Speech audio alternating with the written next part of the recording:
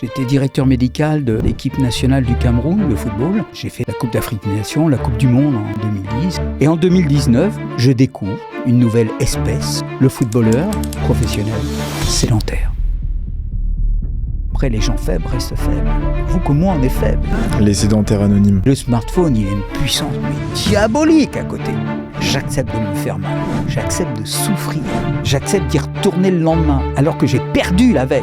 On n'a pas besoin d'utiliser le mot sport. Et le commerce derrière le smartphone va être complètement anti-prévention. L'ennemi est un monstre. La santé des gens, ça les intéresse. Il y a des gens qui fument et qui vous disent « Il faut bien mourir de quelque chose, docteur, ça va ». Croyez-moi que quand quelqu'un, on lui découvre un problème pulmonaire et qu'il fume, là, c'est plus du tout le même discours. C'est le monde des malades et le monde des bien portants. Le discours n'est pas le même.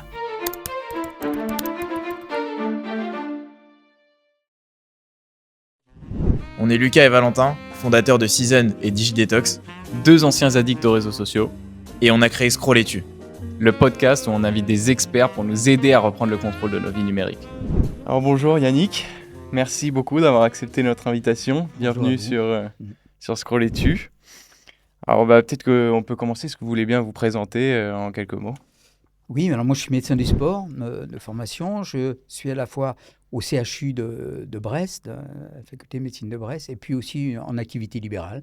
Donc j'ai les deux casquettes, assez bien libérale et publique.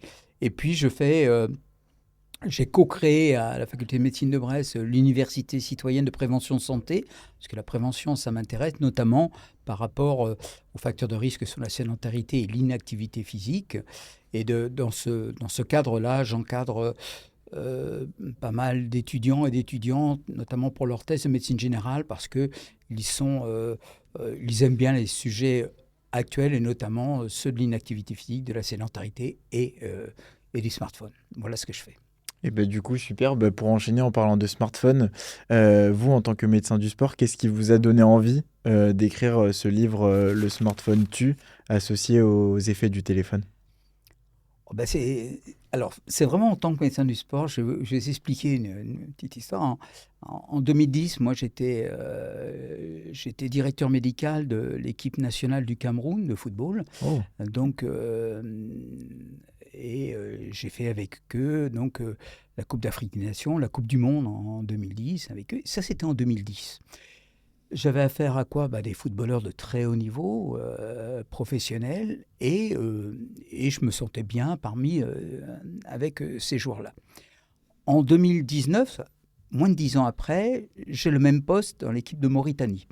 Et donc, l'équipe nationale de football de Mauritanie.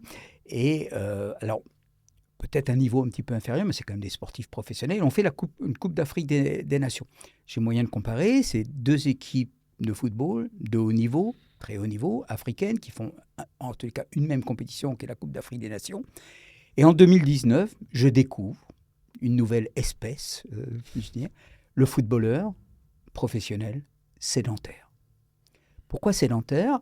Parce qu'il reste 8, 9, 10 heures assis par jour avec un téléphone portable en main, un smartphone, et je dirais même deux, parce que pratiquement, je découvre en 2019 que tous ces joueurs professionnels, alors qu'ils sont, c'est vrai, il y a les coachs, il y a leurs managers, il y a plein de gens autour d'eux, et ils ont deux téléphones portables. Et on se bat au quotidien. Alors, je ne parle pas des heures d'entraînement où le staff technique fait son job, mais on se bat. Je me bats en 2019 au quotidien par rapport, ils sont tout le temps assis avec leur smartphone, à table, c'est n'importe quoi, alors que j'avais connu une rigueur avec le Cameroun, où il y avait vraiment, c'était le début des téléphones portables, des smartphones, mais c'était interdit, et là c'est vraiment n'importe quoi. Et puis, le médecin d'équipe, comme ça, s'occupe à la fois de l'alimentation, mais de plein de choses, et le soir, quand je faisais un peu le tour des chambres pour faire un peu... comme au collège, pour dire il est temps d'aller au lit maintenant, je surprenais ces footballeurs professionnels, 3 ou 4 dans une chambre, allongés sur un lit, en train de jouer aux jeux vidéo. Et alors, le paradoxe, ils jouaient contre eux-mêmes parfois, parce que c'est des joueurs professionnels, ou contre des joueurs, l'avatar d'un joueur qu'ils avaient connu, mais pour de vrai sur le terrain. On était je trouvais que brutalement, là j'insiste, c'est en moins de 10 ans, et je vous dis, je peux comparer, parce que c'est le même job, un directeur médical de grande équipe professionnelle, j'ai découvert ce monde nouveau, sans dire addiction, mais en tous les cas, cette surconsommation de smartphone adjoint qui entraîne cette surconsommation au canapé ou à la chaise. Donc ça m'a vraiment frappé.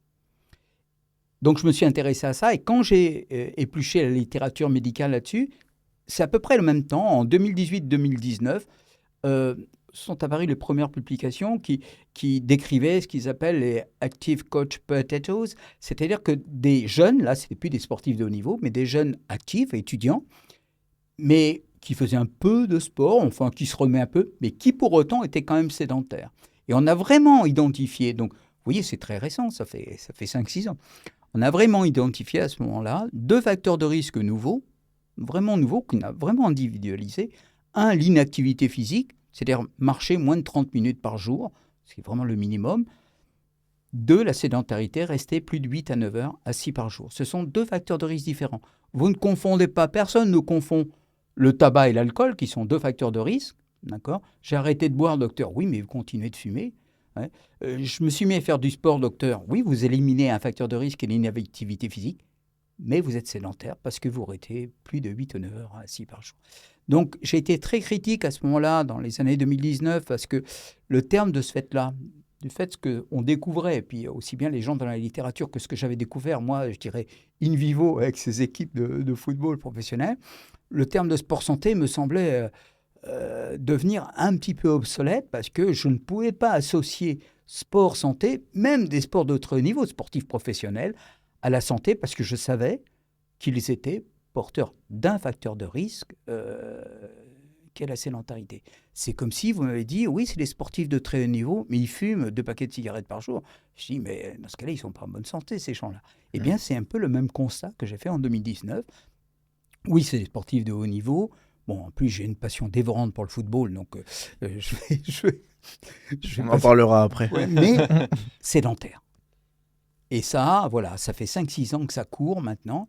Et on se rend compte à la date d'aujourd'hui que si vous me demandez, mais de ces 2 facteurs de risque, docteur, je ne peux pas attaquer les 2 à la fois. Lequel il faudrait que j'attaque ? Je vous dirais, attaquer d'abord la sédentarité avant l'inactivité physique. C'est-à-dire, essayer d'être moins de 8 heures assis par jour, même si vous ne marchez pas 30 minutes par jour. Vous voyez ce que je veux dire ? Si vous me dites, entre l'alcool et le tabac, lequel vous allez choisir, c'est très... Mais médicalement parlant, j'ai tendance à vous dire, levez-vous toutes les demi-heures ou toutes les heures, bougez-vous, faites le tour de la table, même si... Travaillez debout ? Oui, travaillez debout, n'importe quoi, toute solution.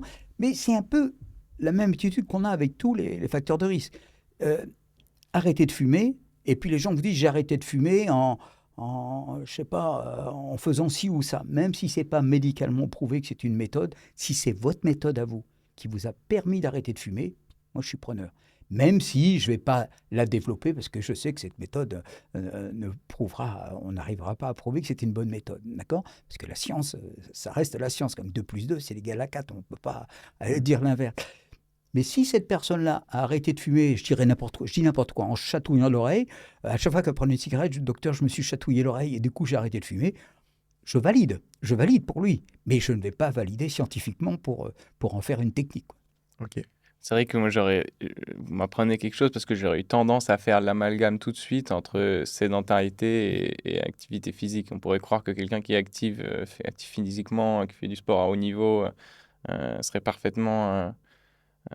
n'aurait pas de facteur de risque lié un peu à ce facteur physique, santé physique. Mais donc du coup, concrètement, pour vous, c'est quoi les signaux chez vos patients ou dans les équipes de foot où vous avez été, où vous avez pu remarquer justement qu'il y avait ce problème de sédentarité? Est-ce que vous le remarquez, c'est comportemental, ou est-ce que vous remarquez des conséquences sur, je sais pas, la posture ou des trucs comme ça? Alors, pour rebondir sur ce que vous avez dit, vous inquiétez pas, même les plus grands scientifiques, on confond encore beaucoup inactivité physique et sédentarité, parce que ça nous arrange bien, parce que les vieilles études, enfin voilà. Et puis c'est vrai, comme nous disent nos patients, attendez docteur, quand je suis debout, je ne suis pas assis, quand je marche, je ne suis pas assis. C'est vrai qu'on a tendance à confondre. Pourquoi ne faut-il pas confondre ? Parce que l'activité physique et même le sport, comme vous le signalez, n'efface pas les dégâts créés par la sédentarité. Alors c'est vrai que dans la vie de tous les jours, on peut mélanger inactivité physique et sédentarité, mais physiologiquement parlant, au niveau de la physiopathologie, même le sport réduit certes, mais n'efface pas le fait que je suis sédentaire et resté 7 ou 8 heures ou 9 heures assis par jour. C'est la première chose. Alors pourquoi au niveau physiopathologie, je vais vous la faire court, je ne vais pas vous faire un grand truc, mais quand je suis assis, mes muscles sont au repos. D'accord. Or, on sait maintenant, mais c'est nouveau ça aussi, que bon, vous savez que les muscles, c'est le plus gros organe du corps humain, hein, et on sait maintenant que avant, on pensait que les muscles étaient simplement un moteur. Hein, je pliais l'avant-bras sur le bras, c'est le biceps, voilà, c'était un acteur. D'accord. Maintenant, on sait que c'est une glande et que ça produit des protéines actives qu'on appelle des myokines. Et ces myokines-là, on pensait aussi au début que c'était un petit peu que localement, c'était bon pour le muscle lui-même. Puis après, on a pensé que ça faisait un peu d'effet buvard, c'est-à-dire côté, c'était bien. Et maintenant, on se rend compte que ces myokines, je dirais, passez-moi l'expression, arrosent du sol au plafond. C'est-à-dire qu'elles sont indispensables. Et c'est pour ça qu'en fait, que quand je laisse mes muscles au repos, donc le muscle là est au niveau endocrinologique au repos, donc il ne produit rien. C'est comme si ma thyroïde ne produisait rien ou si mon pancréas ne produisait rien. Et là, c'est terrible. Donc, c'est pour ça qu'au niveau physiologie, il faut essayer de bien les différencier, parce que le mécanisme est différent. Par rapport à ça, j'avais vu comme quoi, si en fait on restait assis toute une journée, et même si on faisait 2 heures de sport le soir, en fait, ça n'allait pas compenser le fait que toute la journée, on se soit resté assis. Le sport n'élimine pas totalement le fait que vous n'ayez pas produit de myokines pendant toute la journée. Donc ça, c'est très... Il faut le dire.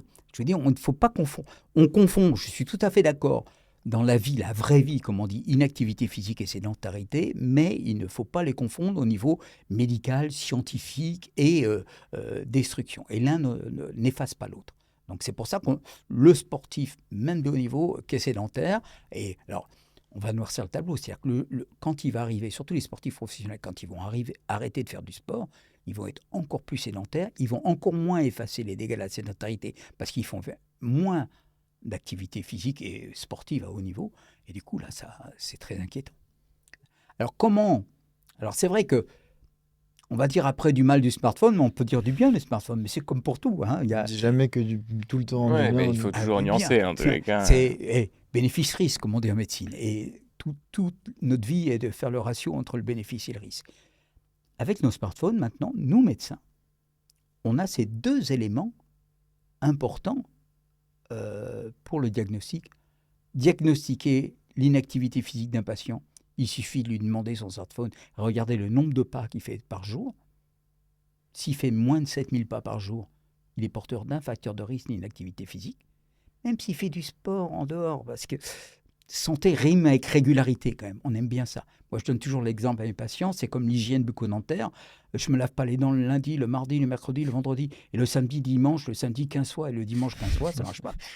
Ça marche pas, c'est santé rime avec régularité. Donc on aime bien le nombre de pas quotidiens, je le sais avec les smartphones. Faire le diagnostic de sédentarité, je regarde le smartphone et le temps de smartphone quotidien ou hebdomadaire. Parce que c'est vraiment le meilleur outil qu'on ait pour mesurer la sédentarité. Pour la sédentarité, pour le moment, c'est pour ça que les études elles sont difficiles, parce que il faut mettre des actimètres au poignet, accéléromètre au poignet, ça coûte cher, on fait que sur 7 jours, ainsi de suite. Alors que là, on peut avoir. Donc on peut faire le diagnostic grâce au smartphone, alors que le smartphone est quand même responsable de ça. 1, de l'inactivité physique, nombre de pas quotidiens. 2, de la sédentarité, nombre, consommation quotidienne de smartphone. Donc on arrive à faire le diagnostic. Et je pense que on est beaucoup plus que ce qu'on pense à être affecté par la sédentarité, parce qu'il me semble qu'en moyenne, on passe 5 heures par jour sur nos téléphones. Moi, je sais qu'il y a eu des périodes dans ma vie où c'était plus que ça. Et donc, c'est assez alarmant. Je pense qu'on est plus à être sédentaire que ce que l'on pense. Surtout, même, parfois, je me fais souvent la remarque quand je pars en balade où je fais une journée où j'ai l'impression d'avoir fait plein de trucs, d'avoir beaucoup marché, etc. Puis après, je regarde mes pas et je vois 5000 pas, 6000 pas. Je me dis, bon, en fait, je suis même pas dans les standards, même pas dans les noms. Mais donc, bref, pour en venir, je voulais savoir, du coup, on est beaucoup à être affecté par la sédentarité, mais quelles sont les conséquences en fait concrètes de la sédentarité que la sédentarité peut avoir sur le corps? Alors, comme je l'ai dit, actuellement, comme cette sédentarité est très influencée par l'environnement, que l'environnement nos vies deviennent des vies numériques et que cette numérisation de nos vies nous sédentarise, c'est clair. Toutes les études montrent qu'il y a un parallélisme très étroit entre notre temps d'écran et notre temps sédentaire. Bon, on découvre petit à petit tout ce dégât créé par la sédentarité. Et en fait, on peut dire que là, tous les organes sont impactés négativement par cette sédentarité. Alors, je l'ai dit, il y a différentes voies physiopathologiques. La plus grande, actuellement, on travaille sur les myokines, sur les interleukines. Voilà. Donc, on a un degré d'inflammation, une micro-inflammation, mais qui est tout le temps là dans le corps. On sait que c'est très mauvais. Résistance à l'insuline, il y a plein de choses. Et si on résume, on peut dire que, en fait, si on n'était pas sédentaire, on va réduire, en fonction des pathologies, de 20 à 30% les risques prématurés. J'ai bien prématuré parce que malheureusement on meurt, mais les risques prématurés de faire toutes ces maladies chroniques dites non transmissibles que sont le diabète, les maladies cardiovasculaires, les maladies neurodégénératives, certains cancers. C'est-à-dire que tous les organes sont impactés par ça. Donc, et toutes les maladies chroniques qui coûtent très cher à la sécurité sociale, parce que c'est ça, toutes ces maladies chroniques sont impactées négativement par cet excès de sédentarité, donc dépasser 8 heures par jour en position assise. Ok, et moi je voulais rebondir justement sur ça. Tu intitules ton livre du coup Le smartphone tue. Donc on pense que peut-être tu vois que le smartphone est principalement responsable de cette sédentarité. Est-ce que ce titre alerte sur le fait que l'écran est davantage responsable que les autres écrans? Ou alors est-ce que c'est les écrans en général?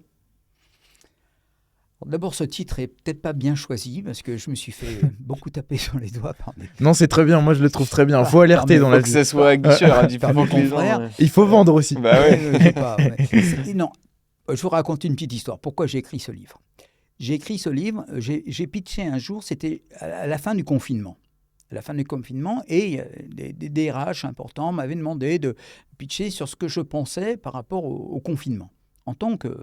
Et on avait des différentes premières observations qui montraient que ce confinement avait augmenté notre niveau de sédentarité par rapport à l'augmentation du temps de smartphone sur notre temps libre.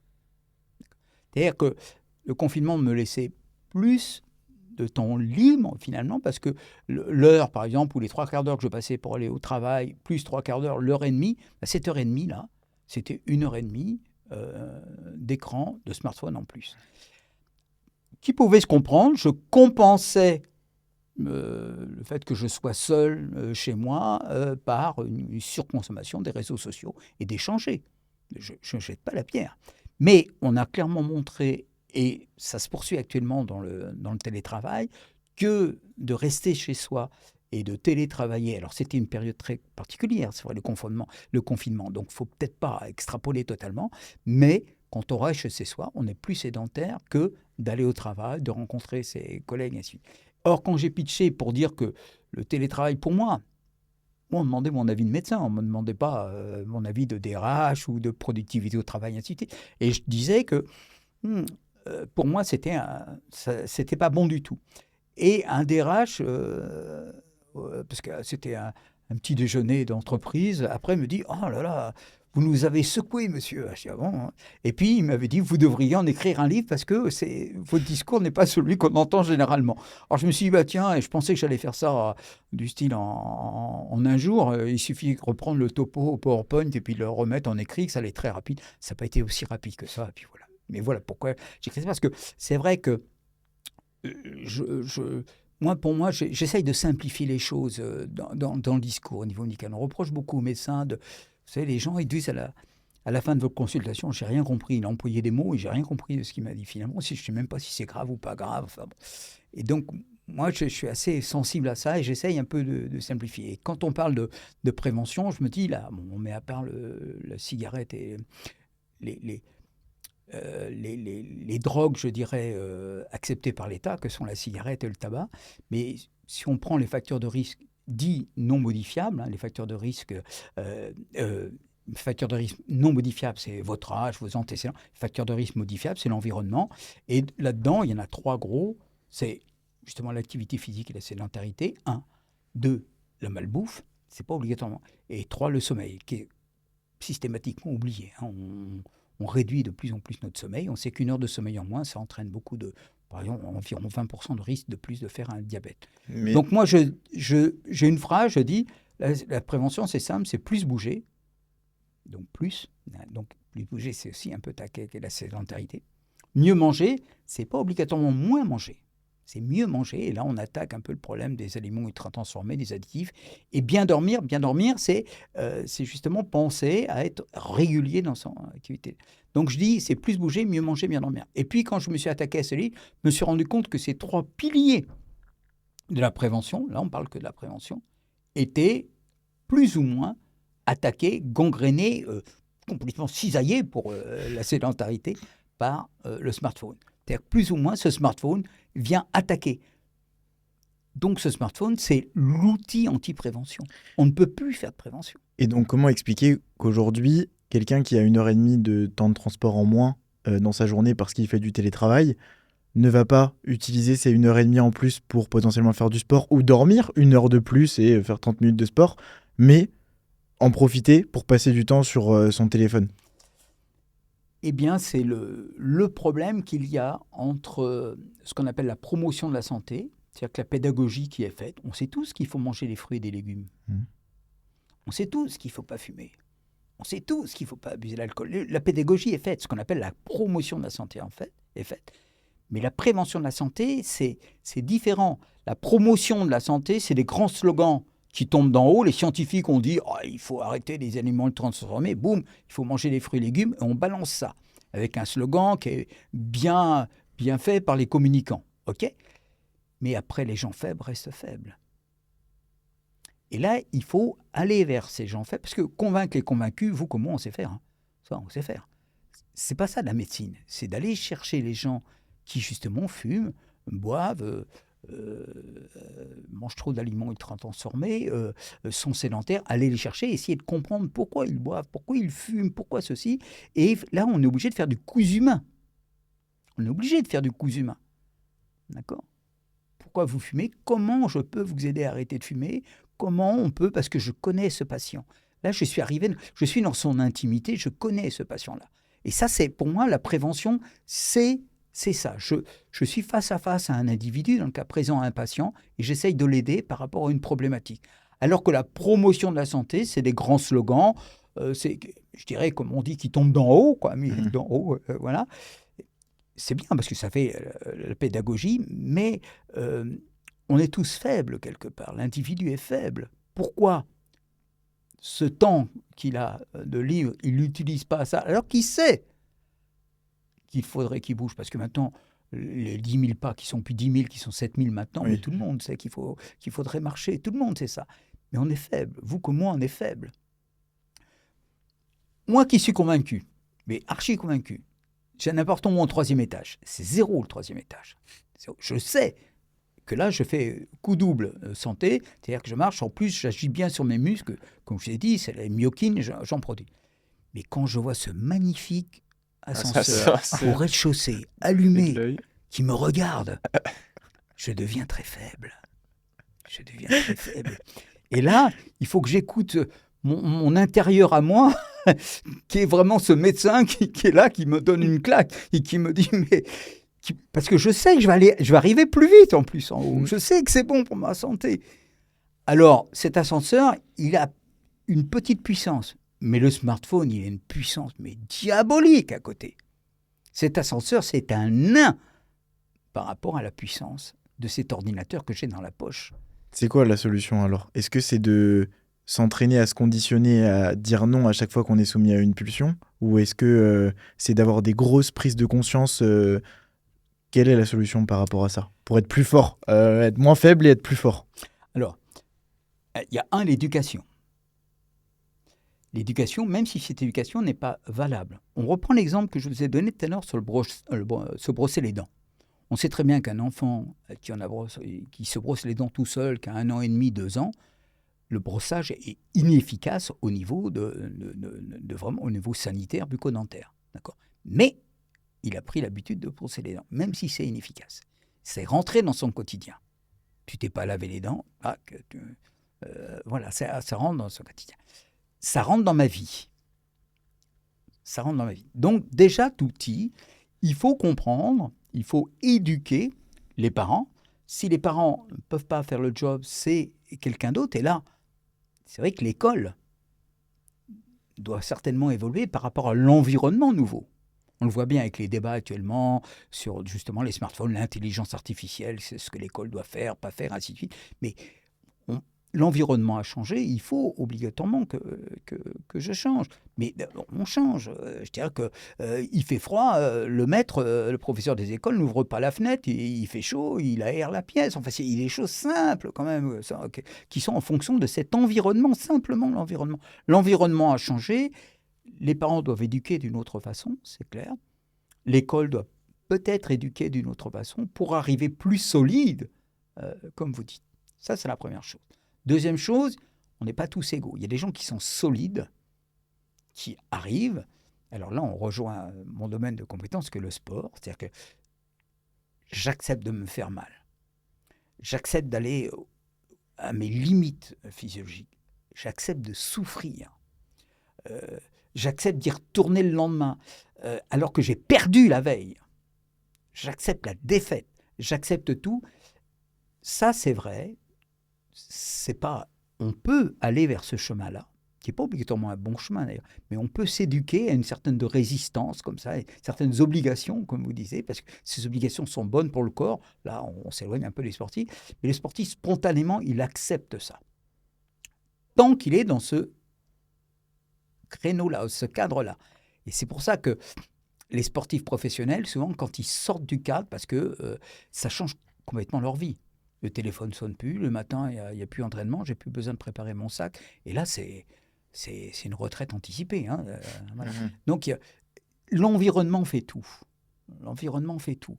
Et si on était dans un environnement, bien sûr, où il n'y a pas de smartphone, mais si on prend le micro-environnement de la famille, si on se place des choses simples comme ça, le repas à table, il n'y a pas de smartphone. Comme on fait d'ailleurs dans certaines équipes professionnelles de foot. Et donc, on échange. Qu'est-ce que tu as fait de ta journée aujourd'hui? Ah bon, tu sais, qu'est-ce que tu as appris? Et puis tac, on parle et on échange. Il y a plein d'avantages à ça. D'abord, on se désintoxique un peu du smartphone, on mange mieux, parce que le repas est plus calme, on échange avec ses parents, on comprend mieux ses parents, on comprend mieux ses enfants, tout le monde se comprend mieux au niveau de la micro-société qu'est la famille. Et puis, ça peut être... On élargit ça à l'école. On voit le débat actuellement d'interdire, pas interdire les smartphones à l'école pour que dans la cour de récréation, on rejoue et on refasse des échanges. Ces échanges peuvent être des fois cruels et durs aussi parce qu'on peut se traiter de « toi t'es moche », enfin des choses comme ça. Il faut apprendre la vie. Oui, il faut apprendre la vie. On est tous comme ça. Alors là, actuellement, il faudrait aseptiser tout. Aseptiser tout, c'est-à-dire qu'il pleut dehors, docteur, donc je ne veux pas que mon fils aille courir, mais par contre, il peut faire 1 heure de smartphone. Alors moi, médecin, je dis, mais cette heure de smartphone, elle détruit plus votre fils, alors que l'heure dehors, même s'il pleut, en Bretagne il pleut, c'est bon pour sa santé. Et voilà, il faut de la pédagogie, mais encore de la pédagogie et toujours de la pédagogie, et essayer de montrer où se situe vraiment le danger. Le danger actuellement du smartphone, il est justement sur ce repli, je n'échange plus, mais ce qui m'est versé là, c'est beaucoup plus dramatique, de haut jusqu'en bas, là aussi, par rapport à la sédentarité, mais par rapport aussi à tout ce que je vais recevoir, sans filtre, sur ce smartphone-là. Je me retrouve complètement dans ce que vous dites. L'exemple avec l'éducation, avec la brosse à dents, il me parle particulièrement parce qu'aujourd'hui, c'est vrai que c'est devenu carrément un réflexe. Se brosser les dents le matin et le soir, c'est devenu un réflexe. Et quand je le fais pas, j'ai presque du mal à dormir. Je me dis, oh, putain, je vais mourir parce que je me suis pas lavé les dents. Mais donc c'est vrai que l'éducation là-dessus, elle a bien fonctionné. Si on arrivait à mettre en place un truc pareil avec le téléphone, ça serait pas mal. Alors on n'y arrivera pas parce que dans l'hygiène dentaire, il y a du commerce derrière. Il y a la brosse à dents, il y a le dentifrice. Et eux, ils relaient la bonne parole des médecins ou des dentistes. Ouais. Donc, il y a de la pub. c'est toujours pareil. Oral-B, ils sont très bons pour ça. Ouais, c'est vrai. Mais si, moi je dis aux gens, il faut marcher, simplement marcher 30 minutes par jour. Qu'est-ce que j'ai à vendre? Par contre, j'ai des chaussures, bon, voilà. Par contre, c'est bien pour ça que le sport est vendeur actuellement, parce que je dis, il faut courir. Ah, là déjà, chaussures de sport, le short, puis si courir la nuit, il va y avoir une lampe frontale. Ça, c'est J'ai des choses à vendre. Donc, voilà. Le problème, il est là actuellement. C'est-à-dire que si vous avez un relais, un petit peu d'argent derrière, ça peut fonctionner. Et actuellement, sur la sédentarité, on n'a pas grand-chose à vendre.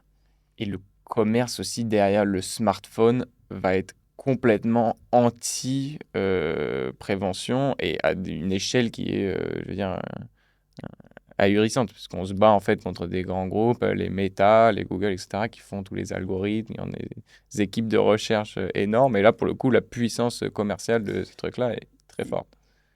Pas que commercial, parce qu'on a Enfin, l'impression, je veux dire, nous, de vente, quoi. on a l'impression de revivre ce qu'on a vécu avec le tabac.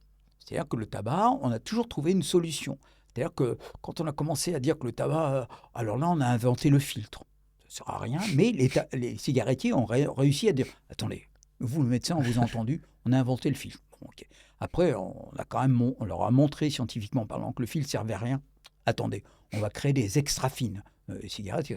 On leur a montré que ça aussi, c'était passez mon expression, une sacrée connerie. Donc, mais ils arrivent toujours la main sur le cœur à vous dire, oh, on vous a écouté, on va trouver le truc. Mais toujours dans un cadre commercial pur et dur. On est d'accord? Et là, c'est exactement la même chose avec le smartphone. Sauf que la puissance économique des cigarettiers, elle est peanuts, comme vous le disiez, par rapport à la puissance économique et boursière de ce qu'on a actuellement. C'est le premier élément. Deuxième élément, c'est que sur le tabac, il y avait de la publicité déguisée, le cow-boy avec sa cigarette. Waouh, lui c'est un dur, il faut que je sois comme le cow-boy. Tu seras un homme, mon fils, le jour où tu auras le droit de fumer. Quoi. Il y avait des trucs comme ça. Quoi. Et là, ça serait un peu pareil. Tu es grand maintenant, tu as le droit d'avoir ton smartphone, c'est la même truc. Mais en plus, c'est qu'ils ont bien intégré, comme vous le disiez fort justement, la neuroscience, les progrès de la neuroscience dans leur algorithme. C'est-à-dire que le but, c'est comme l'addiction au jeu, et ainsi de suite, c'est on fait de l'hameçonnage, on vous donne 20 €, je te donne 20 € et tu as le droit de venir au casino. Bah, bien sûr, tu as 20 €, tu vas au casino, quoi. Et puis après, oui, mais j'ai perdu 20 €, mais c'est sympa quand même. Allez, je remets 20 € de ma poche, ça y est, je suis pris. Et eux, ils arrivent à faire ça, c'est ce qu'on appelle le brain hacking, ils arrivent à mixer deux sciences, la neuropsychologie, et puis leur puissance d'ingénierie et de créer des choses comme ça. Donc c'est vraiment c'est machiavélique, parce que c'est j'ai envie que tu restes sur 5 ans. J'avais entendu une fois, mais de mémoire, mais je me souviens que les gens de Facebook disaient le jour où ils ont réussi à introduire les petits films sur Facebook, la durée est passée, je dis n'importe quoi là, mais de passer de 10 minutes par jour à 30 minutes par jour. C'est-à-dire qu'il y a des accroches comme ça. C'est-à-dire que, voilà. Et eux, dès qu'il y a ça, boum, boum, ils savent que ça marche, donc ils le propulsent.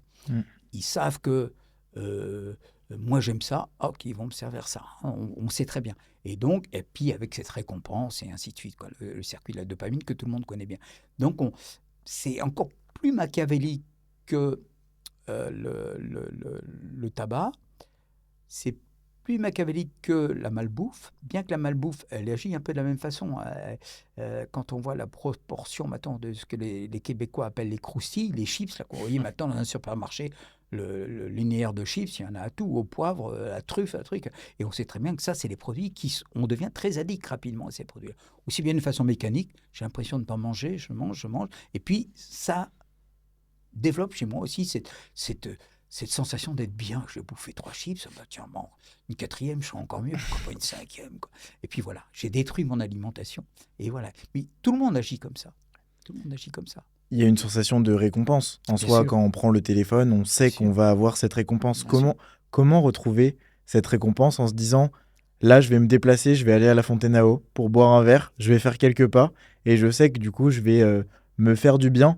Comment essayer de se formaliser cette récompense potentiellement mentalement pour se dire qu'on fait une bonne action et avoir autant de satisfaction, même si c'est impossible, mais réussir à trouver une satisfaction qui nous inciterait à continuer à le faire?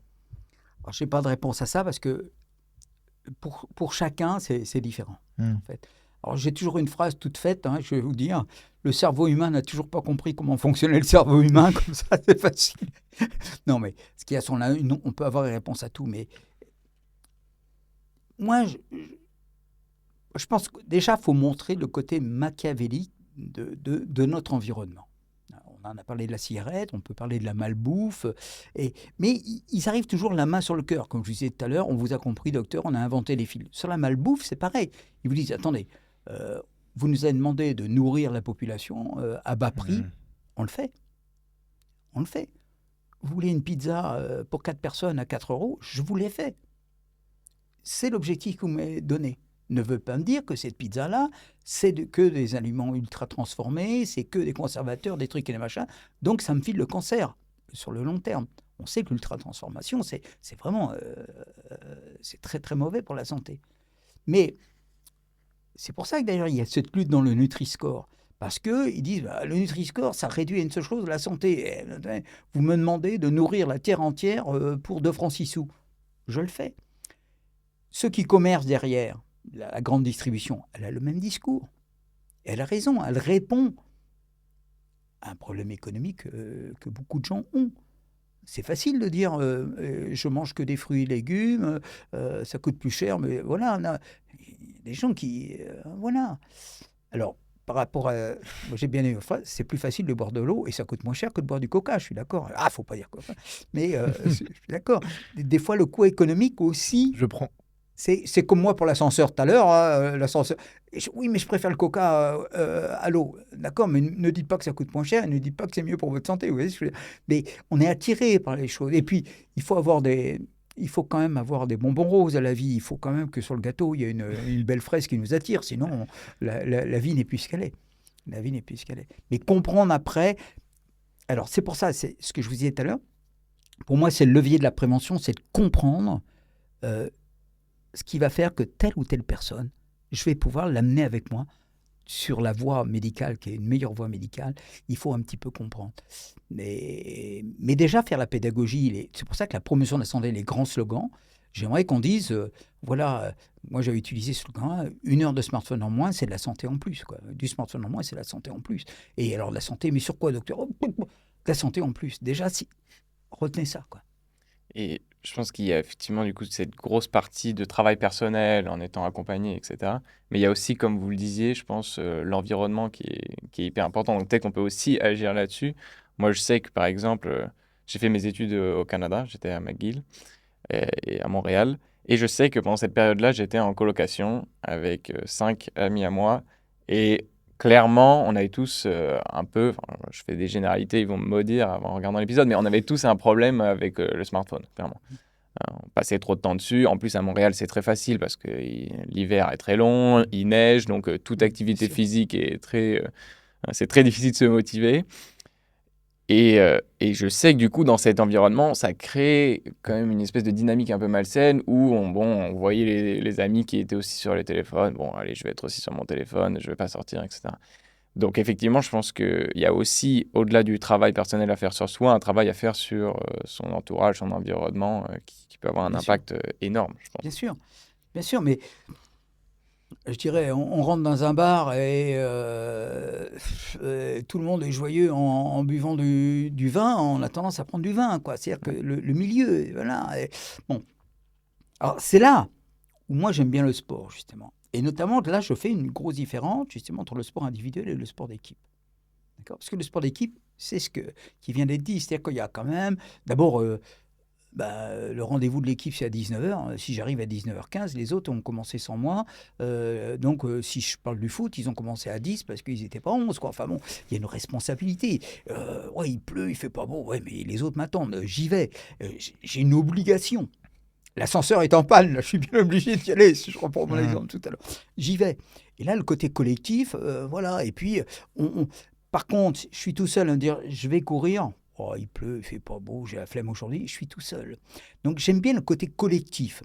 que ça soit dans les sports, pour ça c'est une belle image, mais ça peut être aussi de dire, ben voilà, on crée des groupes, mais on le voit bien dans plein de choses. Hein. Donc, on s'est moqué beaucoup, s'il y a des films là-dessus sur les alcooliques anonymes, vous savez, vous avez vu ça, ou les groupes pour pas fumer, il y a quelques films là-dessus, mais le fait, ou de créer un challenge. Les sédentaires anonymes. Oui, mais créer un challenge, combien de fois j'ai entendu dans ma carrière de dire, il y a un patient, il faudra arrêter de fumer. Ah oui, mais, si vous savez, ma femme fume plus que moi. Si elle arrête, moi je vais arrêter. C'est-à-dire ce petit challenge intrafamilial. Et puis, mais il faut se fixer les choses. On le voit bien d'ailleurs.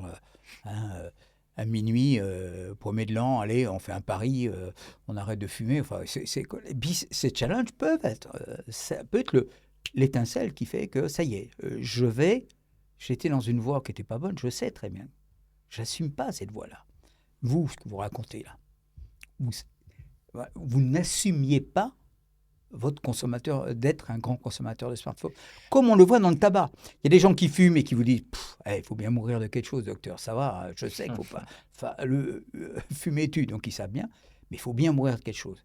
Croyez-moi que quand quelqu'un, on lui découvre un problème pulmonaire et qu'il fume, là, c'est plus du tout le même discours. C'est ce qu'on dit souvent, c'est le monde des malades et le monde des bien portants. Le discours n'est pas le même. Et là, avec cette mauvaise nouvelle, on arrête de fumer tout de suite. Il ne faut pas, bien sûr, donner que des mauvaises nouvelles mais voilà, c'est-à-dire que c'est le contexte qui fait qu'il y a l'effet déclic qui fait que je vais aller sur le bon chemin. Malheureusement, cet effet déclic, on le voit bien. D'une façon générale, c'est les gens qui, quand ils commencent à avoir des problèmes de santé, ou que l'âge est là, qui commencent à dire il faudrait peut-être que je me bouge un peu, peut-être que j'arrête de fumer, ainsi de suite, parce qu'ils sentent que les armes ne montent pas au ciel. Et voilà. C'est ça qui est un peu malheureux. Mais vous, jeunes, vous avez de la santé, j'ai rien à vous vendre, parce que vous l'avez, la santé. Vous qui faites du commerce, là, j'ai rien à vous vendre, parce que vous avez la santé. Donc au niveau marketing, zéro. Je peux développer tout ce que je veux, j'ai rien à vous vendre. Quand vous aurez 40, 50 ans, vous allez commencer à avoir un petit truc, un petit machin, vous allez dire « Oh, tiens, je suis plus raide, peut-être que je fasse des exercices d'assouplissement, ou que je me remette au sport. » À partir du moment, il faut qu'il y ait un petit déclic. Ou simplement, vous êtes rendu compte que le fait d'aller courir 1 heure en sous-bois, je me sens mieux. Il peut y avoir cet effet déclic. Ou, c'est pas tout de suite, mais au bout d'1 mois, j'ai couru 1 mois, puis j'ai arrêté, je sais pas pourquoi, mais j'ai l'impression que j'étais mieux quand je courais quand même. Ah ben, retournez-y. C'est des choses. Il faut expérimenter. Ouais. Expérimenter, puis voir ce qui fait que ça me va. Pour ça, j'aime pas trop, vous savez, les injonctions. Faites du sport, les gens n'aiment pas le sport. Ils gardent un mauvais souvenir du sport à l'école, par exemple. Je leur dis, baladez-vous dans les bois, ou mettez-vous à jardiner, ou on n'a pas besoin d'utiliser le mot sport. Il y a différentes façons de faire du sport aussi. Il y a du sport loisir, du sport compétition. Oui. Alors, c'est vrai il faut... C'est pour ça que je vous dis, la prévention, c'est des coups humains. Il faut comprendre, dans le cas présent, le sujet, le patient, et l'aider à aller dans une voie dite préventive, en sachant, comme je vous dis, plus les gens sont jeunes, plus le discours est très difficile. Alors, peut-être qu'on peut basculer sur un sujet qui est aussi intéressant. Aujourd'hui, quand on parle du smartphone, on parle énormément de santé mentale, parce que forcément, ça a un lien. Mais est-ce que, j'ai l'impression, en tout cas, moi, c'était, en discutant avec vous, c'est un peu la première fois qu'on parle du smartphone avec un angle santé physique. Donc, est-ce que vous avez... Et j'ai l'impression, de ce qu'on voit, de ce que vous nous dites, c'est que c'est quand même primordial. C'est primordial, cette santé physique. Est-ce que le discours sur la santé mentale, il a peut-être un peu écarté un peu le débat sur la santé mentale et un peu moins sur la santé physique qui est extrêmement importante. Et autour de laquelle gravite peut-être la santé mentale aussi. Et juste pour en revenir, pour compléter, on est sur le sujet économique, comme vous l'avez dit, j'ai rien à vous vendre. Et là, est-ce qu'on vendrait plus de choses du coup avec la santé mentale qu'avec la santé physique en alertant sur la santé mentale c'est peut-être aussi plus marketing. Pourquoi aujourd'hui on est dans cette situation où en fait la santé physique se retrouve cachée alors qu'on dit bien dans son corps, bien dans sa tête en soi? Alors d'abord, je dirais scientifiquement parlant, médicalement parlant, vouloir différencier la santé mentale de la santé physique, ça n'a pas lieu d'être. Mm. Ça n'a plus lieu d'être. Alors on peut dire que je vais me faire mal voir par les freudiens qui restent encore, mais de vouloir absolument. Moi, je suis un vieux médecin et quand j'étais à la fin de mes études de médecine, ceux qui décidaient de faire psychiatrie, c'était presque de l'anti-médecine. C'est-à-dire que je ne veux plus regarder un examen complémentaire, je ne veux plus entendre parler d'un scanner, je fais de la psychiatrie. L'air de dire, je m'occupe. Et puis quand même, il y avait quand même les gens qui s'occupaient du cerveau d'une autre façon, qui étaient les neurologues. Et puis on s'est dit, quand même, c'est bizarre que les deux s'occupent du cerveau, mais un sur une façon dite noble, la maladie de Parkinson, l'épilepsie, les maladies neurodégénératives, l'Alzheimer, tout ça. Et puis l'autre, Et puis, mais vraiment, il y a de nombreuses années de ça, je lui ai dit, je suis vieux, vraiment, il ne voulait qu'une seule chose, on a l'impression que c'était s'écarter l'un de l'autre. Et puis, je ne sais pas pourquoi, mais depuis quelques années, si on sait pourquoi, ils se rapprochent énormément. Pourquoi ? Parce que c'est le cerveau, quoi. Finalement, ça vient du cerveau, puis c'est lui qui pilote tout, le cerveau, et puis on se rend compte, les psychiatres, même les plus freudiens, entre guillemets, se rendent compte qu'il y a la génétique, qu'il y a tout là-dedans, et que finalement, voilà. Même la maladie psychiatrique qui peut être décompensée, c'est vrai, par quelque chose de psychologique, mais en fait, c'est aussi le cerveau et qu'il faut... il y a de l'organique là-dedans, il y a du scientifique, il y a du médical vrai. Donc, c'est la première chose par rapport à ça. Donc, il faut tenir compte que le cerveau, finalement, c'est le début de tout. Mais il ne faut pas opposer, bien sûr, santé mentale et santé physique. Mais c'est plus facile au niveau médical, vous savez bien, de couper le corps en tranches. Les neuropsychiatres, les cardiologues, les rhumatologues, les néphrologues, et c'est plus facile de faire ça. Et puis, on se dit quand même, oui, mais parce qu'on agit bien entre nous. Le cardiologue demande l'avis du néphrologue, qui demande l'avis du rhumatologue. On arrive quand même à garder une unité entre nous. Mais quand le politique, un peu, ou que l'économique veut différencier santé mentale de santé physique, là, j'ai envie de... Je me pose des questions.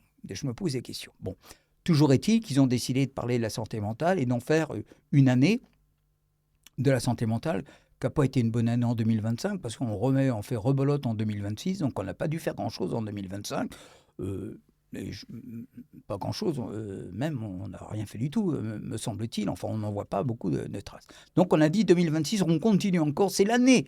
Donc c'est la deuxième année de la santé mentale. Et on insiste encore sur la santé mentale. Et puis on a un ennemi. Là, on a quelqu'un en face. Les smartphones et les réseaux sociaux. Ah, ça tombe bien. Et ils sont responsables de tout. Ah, ça tombe bien. C'est pas moi, c'est les autres. D'accord ? Ça tombe bien. Et là, on embraye. Ça y est, la machine a commencé.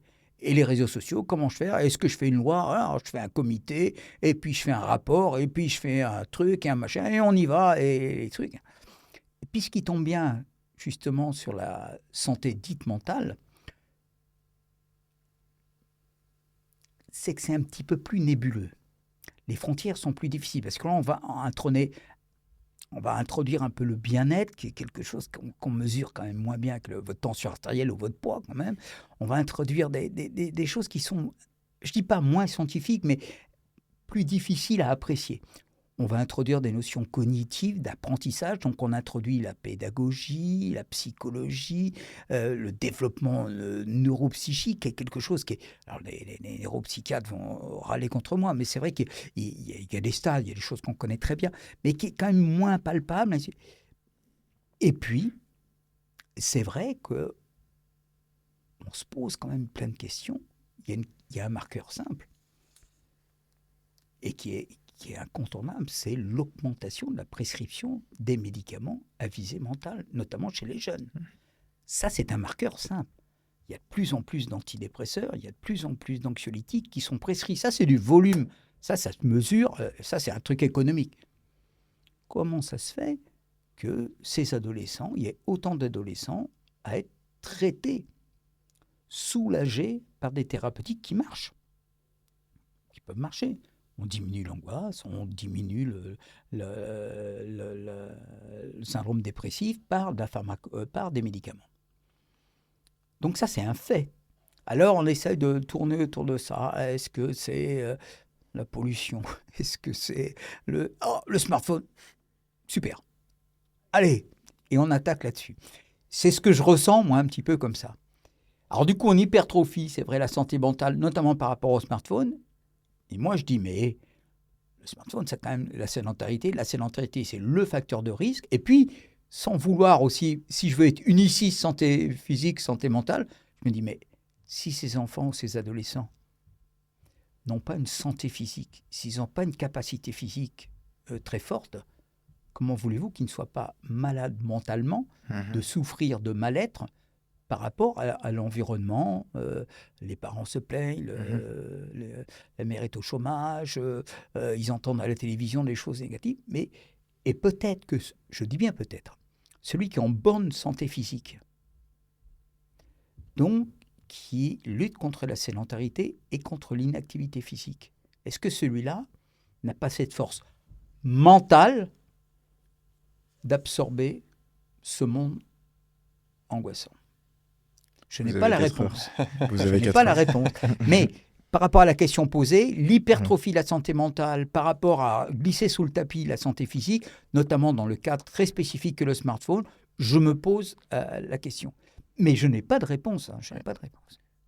J'ai pas de statistiques, mais en observation, dans les personnes autour de moi, les personnes généralement les plus actives, les plus sportives, de l'extérieur, ont l'air d'être celles qui se sentent en tout cas le mieux dans leur peau, etc. Mais du coup, on a un peu artificiellement créé cette séparation du coup entre santé mentale, santé physique. Comment est-ce qu'on rallie un peu les deux et on s'assure que on est un peu accompagné sur ces deux sujets-là, on va dire? Bah, si on prend sur le smartphone, on a un bonus sur les deux. Ouais. On a un bonus sur les deux. C'est pour ça que moi, et là aussi, c'est mes collègues psychiatres, psychologues, moi je reste sur le côté quantitatif du smartphone. D'abord, je suis contre l'interdiction. De toute façon, ça ne marchera pas. Bon, le problème, il est réglé. On est tous... comment on peut vivre? On ne peut pas vivre sans lunettes. On ne peut plus vivre sans smartphone. Le problème, il est réglé. Donc, l'interdiction... et l'interdiction de ci ou de ça, comme on dit actuellement, à partir de tel âge, et ainsi de suite. Je vois mal. Bien sûr, ça peut partir d'un... Mais je vois mal quand on va pouvoir le mettre en route, des choses comme ça. C'est pour ça que moi, je suis pour rejoindre les deux. Santé physique et sentimentale, même je dis, moi, je les sépare. Mais pour rejoindre les deux, je reste sur un côté quantitatif. C'est-à-dire que moi, je dis, bien, je me suis fait un petit slogan, le smartphone, c'est 3 heures par jour et pas tous les jours. Alors, pourquoi 3 heures par jour? Parce que jusqu'à 3 heures par jour, il faut bien que je vive et que je connaisse les choses, que j'échange, que je fasse mes devoirs, parce que des fois, mes devoirs, c'est là-dessus. Voilà. Bon, et puis c'est la vie. Et puis, c'est la vie. Donc, ce smartphone fait partie de la vie, voilà. Et puis, j'en ai besoin pour vivre et pour échanger. Mais au-delà de 3 heures, 3 heures par jour, déjà, sur ton smartphone, tu as le temps d'en faire des choses. Tu as le temps d'en faire des choses. Et il y a beaucoup d'études qui montrent que cette heure supplémentaire-là, la 4e, la 5e, aussi bien pour la vue que pour la sédentarité, que pour les risques donc cardio-métaboliques et ainsi de suite, ça commence à se cumuler. D'accord? Donc, voilà. Donc 3 heures par jour, maximum 3 jours. Et pas tous les jours. Pourquoi? Pourquoi pas le dimanche? Oui, j'ai mon smartphone en poche, mais ce smartphone, il est que téléphone. Oui, on peut me joindre, parce qu'effectivement, ma grand-mère a été hospitalisée, ou mon frère est malade, il faut être joint. On est dans une société où on a besoin d'être joint. Mais je n'ai pas besoin d'aller voir tel réseau social, je n'ai pas besoin de... Voilà. Je suis joignable, point barre.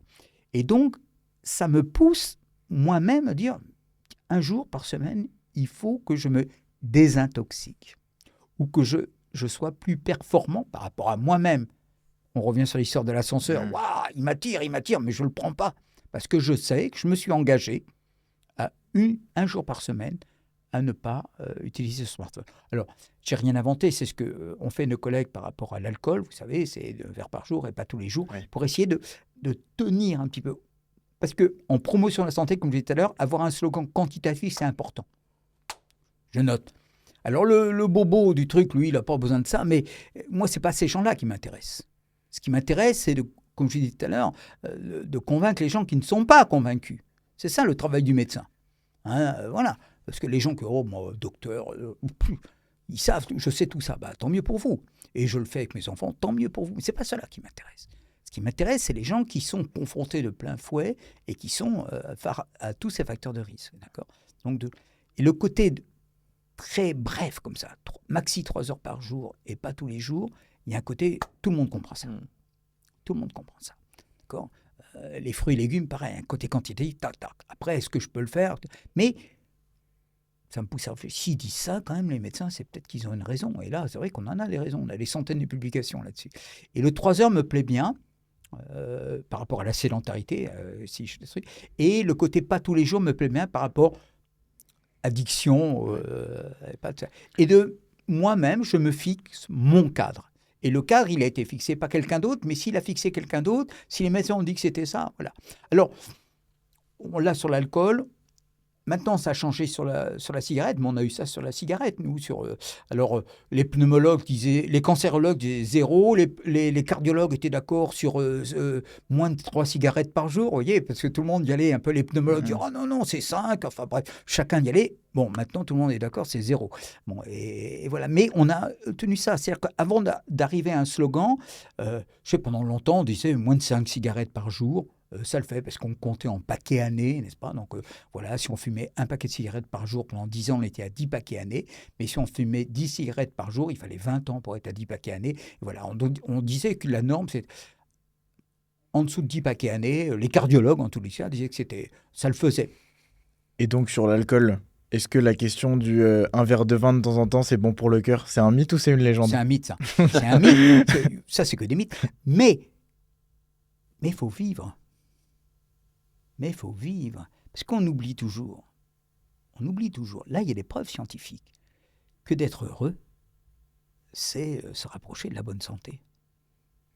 Il y a des publications, mais alors, les Britanniques sont très forts pour ça. Ils font des publications comme ça, mais simplement de regarder les arbres dans un parc, les gens sont en meilleure santé que...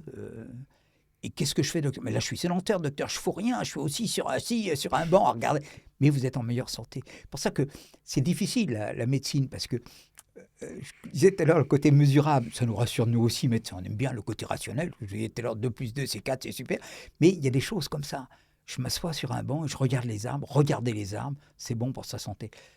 Prendre un verre de vin, alors là, mais c'est une période qui est une période très conviviale. J'échange avec les gens. Je vois des gens heureux.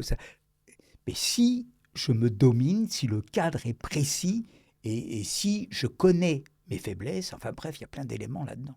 Est-ce qu'il faut se poser pour ça ? Est-ce qu'il faut se dire, ok, je me prends un temps, j'essaye de savoir comment je fonctionne et je me fixe un cadre en fonction de mon utilisation actuelle ? Ou est-ce que c'est peut-être impossible, mais est-ce qu'il faut le faire ? Comment le faire ? On s'est tous brûlé les ailes, mon pauvre ami. Ouais. Qui n'a pas fumé une cigarette ? Bon, on s'est tous brûlé les ailes. Après, il y a les gens forts et les gens faibles. C'est vrai, il y a des gens, là, je ne sais pas ce qui m'a pris aujourd'hui, j'ai fumé un paquet de cigarettes entier, mais j'arrête le lendemain. Et d'autres, il a fumé 2 cigarettes, et le lendemain, il passe devant le bureau de tabac, il achète un paquet de cigarettes. Il y a des gens forts, il y a des gens faibles. Il y a des gens qui peuvent être vraiment très attirés par l'alcool parce qu'ils ont passé une super bonne soirée. Ça les a complètement désinhibés. Je dis n'importe quoi, mais ça leur a permis d'aborder une fille qu'ils n'auraient jamais abordée autrement. C'est tout ça, mais il faut le comptabiliser, bien évidemment. Mais ça ne doit pas être ma vie normale. Ce n'est pas le cadre que je dois mettre. Ça m'a servi tant mieux. Le médecin, il doit pas dire tant mieux, mais l'homme dit tant mieux. Vous voyez ce que je veux dire ? Il y a des moments où il faut arrêter de tout vouloir normaliser et de vouloir aseptiser les vies. C'est pour ça que sur le smartphone, je reviens. Voilà, le smartphone, oui, il faut vivre avec. Après, il y a moi, la première barrière, elle est quand même quantitative. La deuxième barrière, bien sûr, ça va être qu'est-ce que je regarde. Bien sûr, si un enfant de 12 ans est en train, passez-moi l'expression, de flinguer sa sexualité parce qu'il est en train de regarder un film porno à 12 ans, c'est effrayant. C'est effrayant. Et donc, il faut qu'il y ait des contrôles. Mais comme je l'ai dit tout à l'heure, moi qui suis un vieux monsieur, j'ai connu le carré blanc à la télé dans le temps. Et le carré blanc, tout le monde l'acceptait. C'est-à-dire que... Et puis, c'était presque... Alors, par contre, là, c'est vrai qu'il y avait un côté presque comme ça, qu'est-ce qui se cache derrière? Qu'est-ce qu'on peut voir quand il y a le carré blanc, quoi? C'est vrai qu'on est tous curieux. Et c'est la vie, ça aussi. C'est la vie. Et un jour, tu auras le droit de regarder la télé avec le carré blanc. Un jour, tu auras le droit de fumer. Un jour, tu auras le droit de prendre ta première bière. Un jour, c'est la vie. Mais cette vie-là, elle doit être... C'est vrai que si on la flingue trop tôt, si on donne le goût de la cigarette trop tôt, c'est, comme je vous dis, il y a un côté additif, l'alcool, il y a un côté additif, réellement additif, ça flingue tout. Après, j'ai la maturité pour. C'est pour ça que je comprends la santé mentale et les réseaux sociaux. C'est vrai que le cerveau d'un enfant n'est pas fini, comme on dit. Donc, le discernement n'est pas bon. Et c'est pour ça que ce qu'on craint dans ces réseaux sociaux, c'est est-ce que ce cerveau va bien se finir, passez mon expression, et être totalement abouti. Or, le psychisme, les valeurs psychiques ne sont pas abouties quand on a 13, 14 ans. Le cerveau n'est pas abouti. Donc, cette crainte à ce moment-là. Tout en sachant que vous me direz si je dis une bêtise, mais pour être bien fini, ce cerveau, il faut aussi qu'il ait un bon sommeil, une bonne alimentation et un bon exercice physique. Tout. On peut pas. Je dis, dans notre spécialité, en médecine, on aime bien séparer parce qu'on devient expert d'un micro-truc. Mais on ne peut pas séparer. Le corps, c'est le corps. Et je pense que le slogan quantitatif, même si du coup on peut évidemment lui reprocher qu'il n'est pas forcément adapté à la situation de chacun, mais il parle beaucoup aux gens, il permet de se donner un objectif concret. En plus, 3 heures par jour, ça paraît réalisable, donc c'est rassurant pour les gens de se dire aussi, j'ai cet objectif réalisable qui peut me permettre d'aller mieux. Donc je pense que c'est vraiment efficace. Après aussi, le téléphone, contrairement au tabac et à l'alcool, parce qu'on fait souvent la comparaison, le problème avec le téléphone, c'est qu'il est aujourd'hui nécessaire. On en a besoin. On peut pas l'éliminer complètement. Oui. Alors que, on va dire, je peux arriver à une vie où j'ai pas forcément mon paquet de clopes dans ma poche. En revanche, est-ce que je peux arriver à une vie où j'ai pas forcément mon téléphone dans ma poche?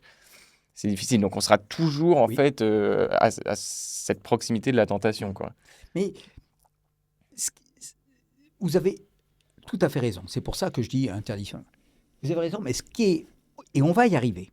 Moi, je suis très optimiste. On va y arriver. Pourquoi on n'y arrive pas actuellement? Parce qu'il y a eu une violence dans ces nouvelles technologies-là. Je donne des chiffres comme ça, mais de mémoire. La télévision est un produit de sédentarité comme le smartphone. Quand je suis à la télévision, je regarde la télé et la télévision a mis 18 ans de mémoire pour que l'ensemble des Américains prennent l'habitude de regarder quotidiennement. Donc la télévision a mis 18 ans pour qu'elle rentre, comme vous disiez, dans la vie des gens. 18 ans pour qu'on prenne l'habitude, dans notre vie, notre vraie vie, de regarder la télévision. Est-ce que vous savez combien de temps Google a mis pour rentrer dans la vie des Américains? 35 secondes. 90 jours. Ouais. 90 jours. Alors, ce qu'il faut bien comprendre, c'est ça, par rapport à votre question. C'est l'humain va s'adapter à cette nouvelle technologie. Mais ça a été tellement violent, ça a été tellement rapide, alors que notre génome n'a pratiquement pas changé depuis la nuit des temps. Nous sommes faits pour bouger, nous avons le génome du cueilleur, chasseur, on est comme ça. Et là, brutalement, on arrête tout. Alors, pour ça, je suis confiant. Avec le temps, on va se rendre compte, ici, le médecin nous a alarmé, un autre médecin nous a alarmé, oh là là, il va falloir introduire, prévention routière, comme on dit, il va falloir introduire des règles.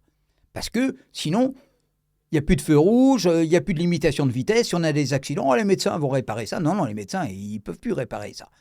On va être obligé de faire des règles. Alors, est-ce que c'est limitation des réseaux sociaux, limitation en quantité? Mais comme vous l'avez dit, et je vous remercie, moi je trouve que le quantitatif, c'est un bon démarrage. C'est-à-dire que je limite ma vitesse à 90 km/h sur cette route-là, à 110. Déjà, je commence par ça. Oui, mais quand il pleut, il faudra ralentir. Mais il y a oui, mais. Alors, quand vous intéressez à quelqu'un de responsable, alors je ne veux pas dire du mal des politiques, et qui commence par le oui mais, vous êtes foutu. Vous avez écouté mais le oui mais, vous savez, c'est des gens qui nous disent ça pour la cigarette, c'est la même chose pour le smartphone. Vous allez voir la comparaison. Mais combien de fois j'ai entendu des gens de dire vous fumez un paquet de cigarettes par jour? Oui, mais je ne les fume pas, je les allume, elles restent dans le cendrier, elles brûlent tout ça. Mais vous avez la même chose avec les smartphones. Genre, oui, j'ai un smartphone, mais je ne regarde pas. Mais si, vous avez fait 3 heures de smartphone et vous avez fumé un paquet de cigarettes. Mais on a ça partout dans la médecine. Vous savez, les gens, quand on leur prend l'intention, Vous leur trouvez une tension élevée. Oui, mais c'est vous, docteur, ce qu'on appelle l'effet blouse blanche. Oui, sauf que je trouve quand même 150 de tension, 15,8 de tension. Vous avez 15. Même si je vous fais peur, vous avez trop. Le chiffre est là. Et c'est pareil, c'est-à-dire que je ne fume pas. Je les laisse dans le... Oui. Et le smartphone, c'est pareil. Donc, il faut arriver... D'abord, il va falloir qu'on vive ensemble. Il va falloir qu'on vive ensemble, quand même, et qu'on arrête de déshumaniser cette société, quand même. Il va falloir quand même un petit peu qu'on vive ensemble et qu'on ait des règles pour, justement, que les choses reviennent bien. On l'a vu, on en a un petit peu parlé, mais avec le confinement, on s'est bien rendu compte qu'on a besoin d'échanger, mais on a besoin de se toucher, de se voir. Même nous, dans notre métier, je vois les jeunes... étudiants en médecine, ils commencent à être... Enfin, ils se raccrochent plus à l'examen biologique, à l'IRM, mais... Et le patient, tu l'as vu, le patient. Il est comment, le patient?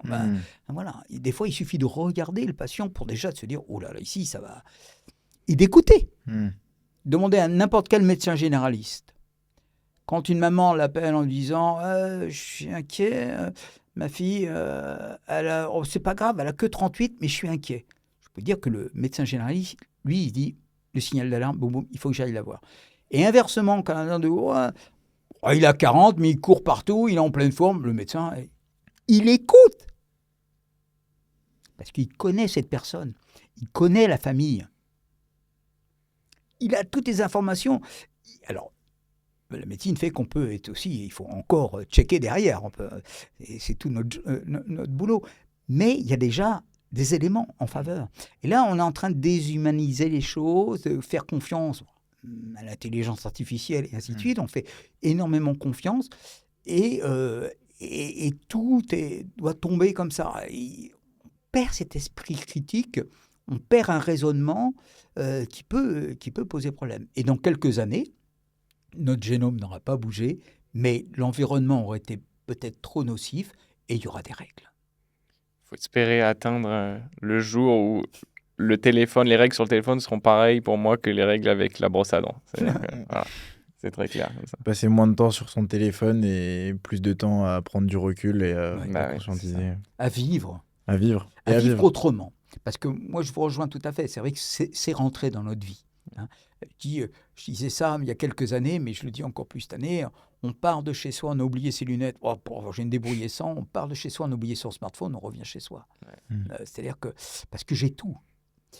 Mais c'est beau aussi, parce que j'ai ma vraie vie dans le smartphone. J'ai mes photos, j'ai mes vieux SMS qui des fois sont sympas, j'ai ma liste de contacts.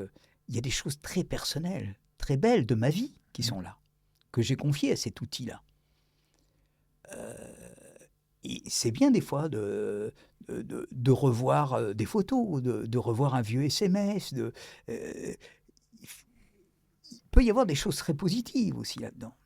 Surtout que je pense que si on n'avait pas ces réseaux sociaux aujourd'hui, ou du moins si on en revient avant qu'ils existent, on prenait déjà beaucoup plus de plaisir et de temps à consulter ces petits plaisirs qui sont consulter les photos, les anciens messages, et y voir vraiment ce plaisir. Ouais, mais c'est à la fois facile et à la fois... regardez, pour venir vous voir ici, vous me donnez votre adresse. Moi, qu'est-ce que j'ai fait? Bien sûr, Google Maps. Voilà, mais... Alors que j'aurais pu sortir du métro et demander à quelqu'un, au fait, boulevard, il est où? Si, non, je suis pas du coin. D'abord, il m'aurait dit, je suis pas du coin, et voilà. Faut le faire en rentrant, du coup, maintenant. Oui, mais il y avait un échange.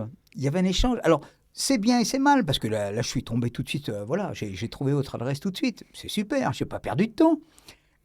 Mais j'ai pas échangé, j'ai peut-être pas...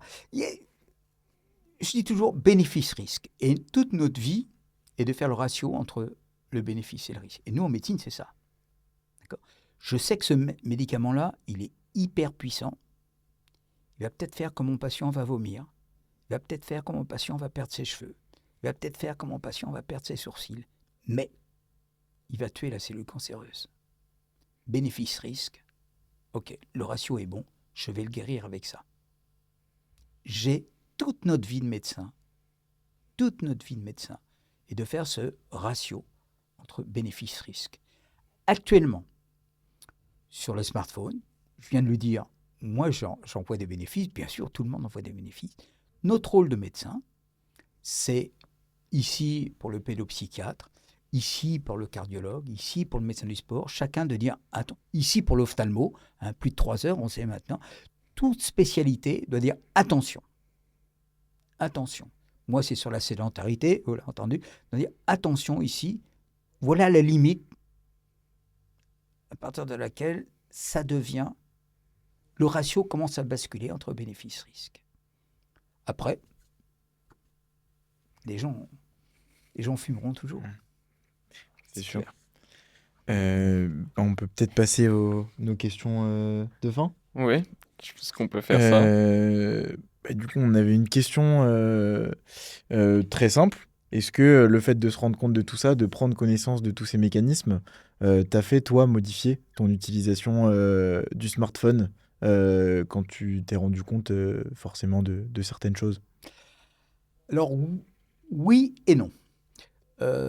Oui et non. D'abord, moi, j'ai jamais été très fan des réseaux sociaux, à part, je ne sais pas si on peut le dire, LinkedIn. Je suis mais j'ai jamais été très fan. Alors, parce que, mais là, pareil, on revient sur l'humain.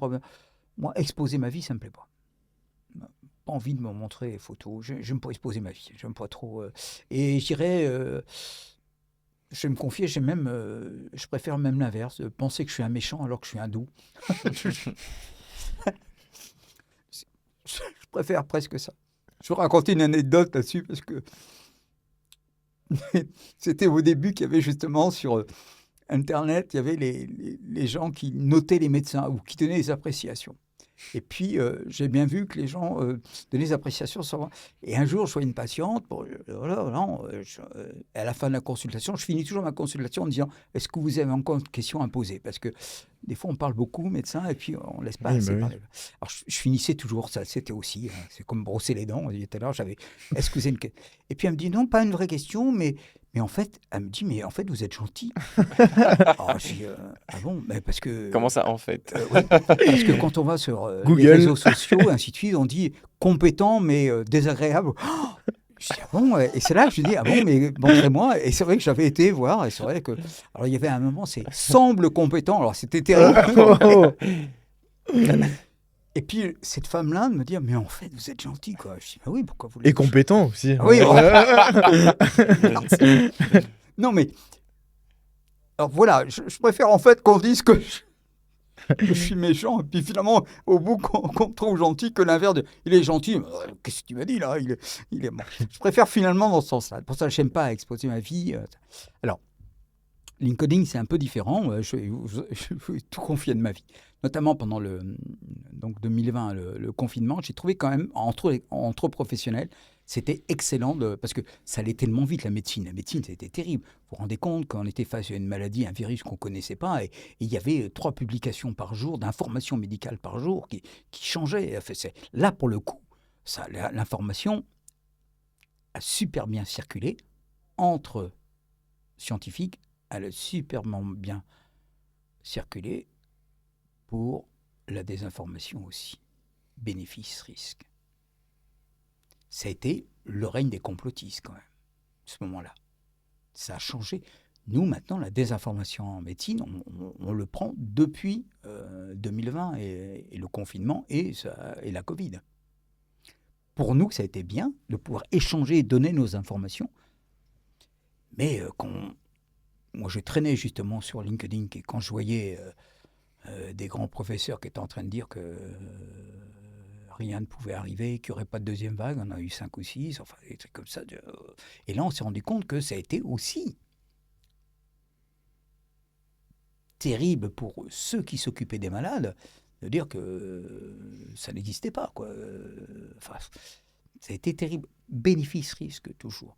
Donc, moi, pour les réseaux sociaux, à part LinkedIn, je suis pas, j'ai pas de compte Instagram, TikTok. Il paraît, on m'a dit un jour que j'avais un compte Twitter, je ne savais pas, j'ai dû faire ça une fois comme ça entre deux. Mais voilà, je suis. Mais j'essaye de m'auto-limiter et je suis très à l'écoute de ce qu'on me dit justement autour. Moi, voilà, quand ma femme me dit, t'es encore sur ton portable, j'écoute, je me dis, waouh, j'écoute. J'écoute ce qu'on me dit et je me fixe des règles, comme l'ascenseur que je vous racontais tout à l'heure. C'est-à-dire, ces règles, des fois, voilà, j'aimerais bien en regarder un plus. Bon, moi, je regarde plus du tout la télé, donc c'est plus facile d'avoir en même temps sédentaire. Et puis, j'aime le sport, alors donc j'aime faire du sport. Donc voilà, ça change aussi la vie. L'éducation au sport, je sais pas. J'aime bien, à mon âge, moins me faire mal, mais j'aime bien un peu me dépasser. Alors ça, c'est un terrain qui est intéressant quand même. De ne pas aller vraiment sur que la sucrerie, quoi. C'est mon expression, quoi. Parce que c'est ça un peu les réseaux sociaux. C'est attendre la récompense, tout comme ça. Là, de souffrir, il pleut, il y a encore une côte. Pas facile des fois, quand même. Quoi. Et je pense que ce qui est aussi, c'est que pour vous, la porte d'entrée des réseaux, c'est partager sa vie. Et le problème, c'est qu'aujourd'hui, les réseaux sont beaucoup en train de shifter. Et la porte d'entrée, maintenant, ça devient juste, je crée mon compte et je consulte des trucs sur Internet. Je pense qu'effectivement, comme vous, il y a beaucoup de gens qui n'ont pas particulièrement cet attrait de partager leur vie, mais qui se retrouvent quand même dessus parce que, en fait, maintenant, les réseaux sociaux, on passe 1% du temps sur les réseaux sociaux à partager notre vie et après, le reste, c'est juste scroller, regarder la vie des autres et regarder juste des vidéos d'influenceurs, Oui, etc. il y a ça. Mais on le voit bien, nous on l'entend bien, parce que quand on nous reproche souvent ça, mais comment voulez-vous, docteur, que je trouve une demi-heure pour marcher, alors que déjà ma vie est comme ça. Et puis, de temps en temps, vous laissez filer la conversation, et puis vous entendez, et je me suis même pas rendu compte, je suis resté une heure, j'ai pas vu le temps passer, je suis resté une heure sur TikTok. Donc, je ne vois pas le temps passer, je reste une heure sur TikTok, mais je ne peux pas marcher un quart d'heure le matin, un quart d'heure le soir. Je n'ai pas le temps. Alors, c'est là que je dois trouver les mots pour amener cette personne à marcher un quart d'heure le matin, un quart d'heure le soir. Là, je ne demande pas de monter les Himalayas par la face nord quand même. Hein. C'est quand même... Je demande que ça pour la santé. Mais pour autant, c'est difficile.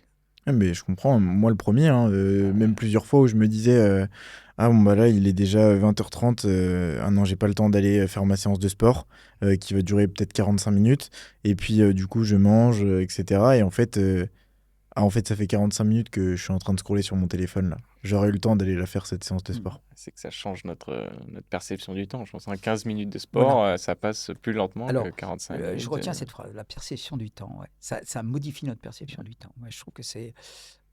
et on le ressent ça, comme je disais, je n'ai pas le temps de faire 30 minutes, mais je n'ai pas vu le temps passer parce que je suis resté... Alors la perception du temps, ouais, c'est vrai. On est tellement... c'est vrai, ouais.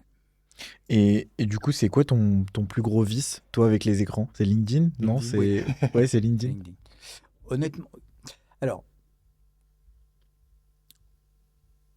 on n'aime pas se trouver moche, alors... Non, sur LinkedIn, honnêtement, je suis beaucoup sur ce qui me sert pour, notamment, ce qu'on vient de parler ensemble, c'est important. Je suis, et puis j'essaye de communiquer, de voir des gens, parce que j'aime bien écouter des choses différentes. Alors là, demain, après-demain, on est dans un congrès, je vais écouter plein de choses différentes, mais je suis sûr qu'en cumulé, je vais peut-être apprendre moins de choses que je pourrais apprendre comme ça. Donc, c'est bien.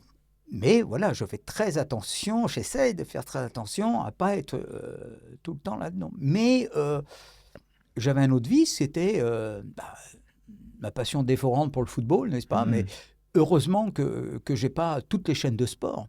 Parce que je pense que je passerai mon temps à regarder des matchs de foot. Je me sens faible là-dessus. Connaître ton niveau. Ah oui, moi... Voilà, c'est que... Et justement, pour reprendre à notre début de conversation, quand je faisais l'encadrement, quand j'étais avec l'équipe du Cameroun, notamment en Coupe du Monde, on a eu vraiment des longues journées, on n'avait pas grand-chose à faire. Enfin, moi, médicalement, je n'avais pas grand-chose à faire. Et c'est vrai que j'allumais la télé, et souvent, je cherchais des chaînes. Et comme on était en Coupe du Monde, il y avait le Cameroun ne jouait pas, mais la Hollande jouait. Et je passais mon temps à regarder tous les matchs. Et je trouvais. Et alors, je m'auto-justifiais en disant ouais, peut-être qu'on m'a trompé, enfin, je disais n'importe quoi. Mais là, c'est une passion dévorante. C'est une passion dévorante. Alors oui, je ne suis pas abonné à, on va pas dire les chaînes et ainsi de suite. Et je préfère aller avec mes amis, dire les mêmes conneries que je disais quand j'avais 20 ans au stade et dire les mêmes, et des fois se laisser à dire des choses qui sont... Mais quel plaisir d'échanger. Plaisir. Je te dirai pas ce que c'est un IPTV parce que sinon tu vas trop regarder de matchs. Alors, tu as déjà un peu répondu, mais est-ce que pour toi, on peut encore reprendre le contrôle face aux écrans et aux géants de la tech qui manipulent un peu tout ça? Bah, oui, l'ennemi est un monstre. L'ennemi est un monstre. L'ennemi est un monstre. Alors, c'est pareil. Je dirais, moi, je crois qu'on vit le plus dur, là, actuellement. Mm. J'y crois. Mm. D'abord parce que je ne crois pas du tout à l'éthique de ces gens-là. Je n'y crois pas. Je n'y crois pas. Ils font leur business, tant mieux pour eux, ils gagnent beaucoup d'argent, tant mieux pour eux. La santé des gens, ça ne les intéresse pas. Alors, oui, comme on l'a dit tout à l'heure, sur le tabac, la main sur le cœur, et puis voilà. Mais j'y crois pas. Donc, leur business, tant qu'il marche, voilà. Je crois beaucoup à la responsabilité de tout le monde. Alors, au bout du bout, le politique a son rôle. On l'a bien vu, nous. Je reprends encore l'exemple du tabac. L'exemple du tabac, quand on a eu les premières publications qui nous montraient que vous fumez tous les deux, moi je ne fume pas, mais on vit dans la même pièce et ainsi de suite, et votre cigarette à moi va augmenter mon risque du cancer du poumon alors que je ne fume pas. Quand il y a eu cette première publication-là, on disait, alors moi je me rappelle quand on était aux urgences, qu'on faisait les gardes, là, il y a toujours dans les services de médecine, enfin il y a une pièce où pour prendre le café, se reposer et surtout fumer. On arrivait dans cette pièce-là, c'était pire qu'un wagon de deuxième classe à l'époque où tout le monde fumait. Et alors comme nous, on avait l'information, des fois on disait, ici à l'infirmière, à l'aide-soignante, oh, oui mais tu sais que toi tu fumes et c'est moi qui risque d'avoir le cancer du poumon. Systématiquement. La réponse que j'avais, Yannick, si bientôt il va falloir ton autorisation pour aller pisser. Bon, alors, tu disais rien, tu buvais ton café, et voilà. Tu avais ça. 2-3 ans après, quand même, le politique s'est dit, oula, c'est pas bon, ça, cette cigarette passive, là. Et puis, est arrivé M. Evin, et boum, on n'a plus le droit de fumer dans les restaurants, on n'a plus le droit de fumer dans les trucs, on n'a plus le droit.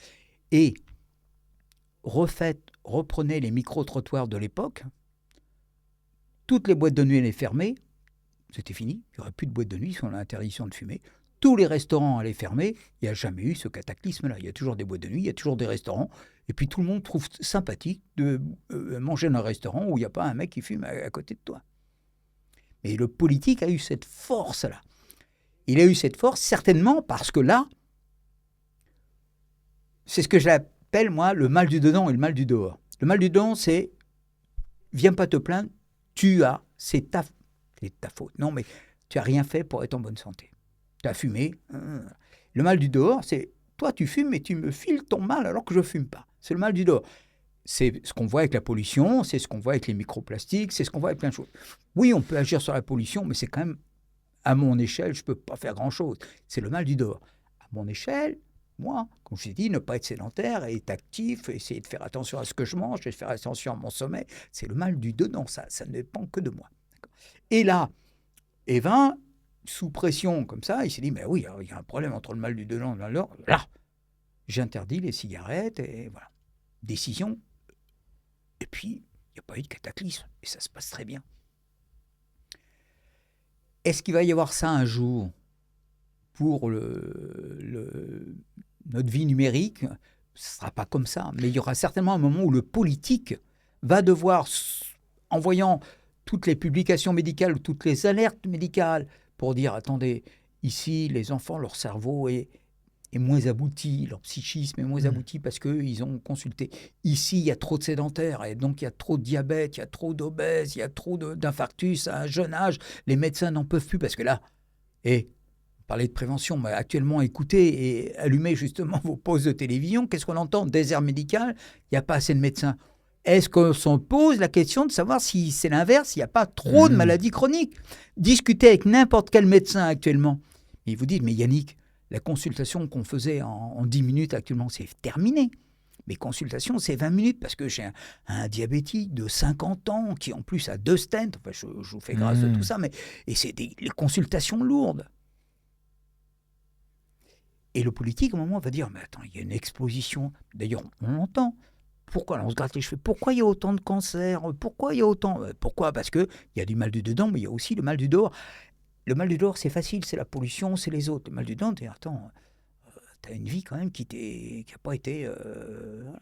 Je ne te jette pas la pierre. Le médecin ne doit pas dire au patient à qui il montre son scanner le cancer, lui dire bien fait pour toi. Non, c'est jamais ça. On ne doit jamais juger, mais on doit essayer d'amener notre patient, l'ensemble de la population, et là c'est plutôt le rôle des politiques, dans une voie qui est une voie de sagesse, en tous les cas sanitaire, collective, parce que bien évidemment, à moins que la France regorge d'argent dans les années qui viennent, ce qui ne semble pas être le cas, on va avoir du mal à soigner tout ce monde, mais à soigner par rapport, pas au nombre de soignants, obligatoirement, peut-être un peu, pas obligatoirement peut-être, j'espère, au manque d'argent, d'accord, mais par cette explosion de toutes ces maladies chroniques, plutôt. Je vous donne un exemple, et après je vous laisse parler. Moi, quand j'ai fait mes études, on parlait de diabète de la maturité. D'accord ? Ça voulait dire, globalement, je vous la fais courte, hein, je déclarais un diabète à 55-60 ans. Donc, je faisais les premières grosses complications 10, 15, 20 ans après. Donc, 60 ans, 80 ans, j'ai première grosse complication, mon rein ne fonctionne plus, mes yeux ne fonctionnent plus. Bon, ça va. Si je déclare le diabète à 35 ans, c'est pas pareil. 15 ans après, 20 ans après, vous vous trouvez en pleine forme. Vous avez 55 ans, votre patron, il vous demande d'être au boulot, c'est pas pareil. Quand vous faites un infarctus à 75 ans, je dis pas que... mais quand vous faites un infarctus à 35 ans, c'est pas pareil. Tout le problème est là. Hein. Le problème qu'on a développé avec la sédentarité, l'inactivité physique, la malbouffe, la réduction du sommeil, c'est d'avoir prématurément, d'une façon beaucoup plus précoce, toutes ces maladies qu'on aura de toute façon. Nous sommes mortels. Mais développer un Alzheimer à 90 ans, développer un Alzheimer à 70 ans, c'est pas pareil. À tous les niveaux. Et c'est ça qui est actuellement très préoccupant dans ce nouveau monde.